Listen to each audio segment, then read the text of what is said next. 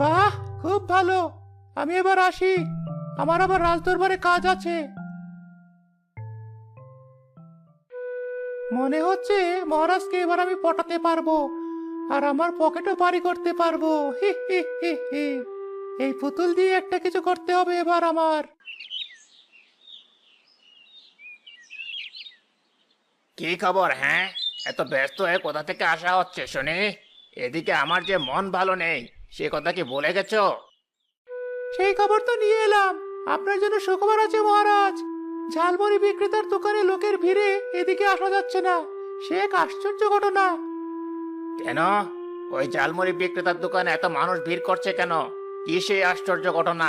কি হয়েছে বলো আমাকে এখনই। সেই দোকানে একটি জাদুর পুতুল রয়েছে। সেই পুতুল সবাইকে নাচ দেখায়। এমন সুন্দর নাচ আমি জীবনে কোথাও দেখিনি মহারাজ। বলো কি? তাহলে এই আশ্চর্য নাচ তো আমাকে দেখতেই হবে। এখনই চলো, যাবো সেখানে। এই মহারাজ, চলুন এখনই। আপনি আবার একটু একটু নাচ দেখতে পছন্দ করেন, সে আমি জানি। হি হি হি।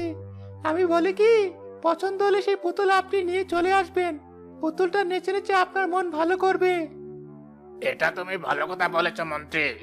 অনেকদিন পর তোমার একটা কথা আমার মনে ধরল। ঘোড়াটা বের করতে বলো, দেখে আসি কেমন সেই জাদুর পুতুলের নাচ। চলুন চলুন মহারাজ, আপনার মন ভালো করতে আমি সবসময় প্রস্তুত কিনা।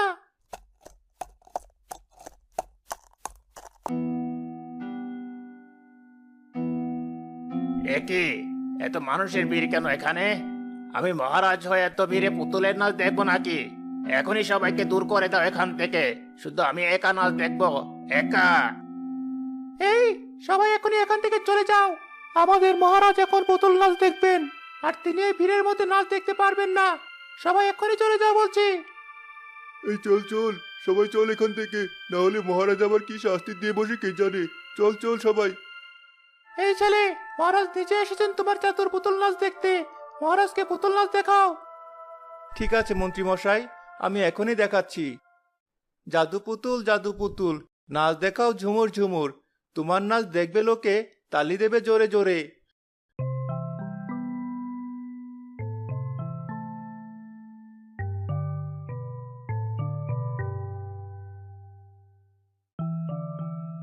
দেখলেন তো মহারাজ, কেমন সুন্দর নাচ।